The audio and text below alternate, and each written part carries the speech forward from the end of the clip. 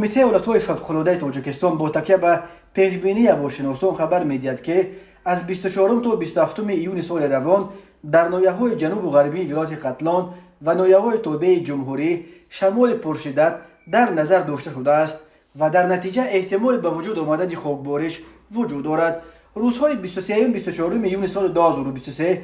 در یک قطار ناحیه‌های ولایت مختار کوهستان بدخشان آمدن سیل‌ها بر اثر آب شدن پیرخ‌ها وجود دارد و در نواحی جداگانه توبه جمهوری نیز خطر آمدن سیل از احتمال دور نیست. روزهای 24 و 25 ایون در نواحی جمهوری و مرکز ولایت ختلان، ناحیه‌های منطقه کولوب، توبه جمهوری و شهر دوشنبه بر اثر عامل متئورولوژی چنگ خاکی که به قلمرو کشور از سمت جنوب و غرب وارد می شود هوا را غبارآلود می کند. در همین ارتباط کمیته ولایت‌های فوق‌العاده از اهالی خواهش می کنند خیلی احتیاطکار باشند، به خصوص هنگام حرکت در راه‌های کوهی و نزد کوهی، رفتن به کوه و پشته‌ها برای جمع‌آوری هیزم و گیاهای دور و ور، چارواچرانی و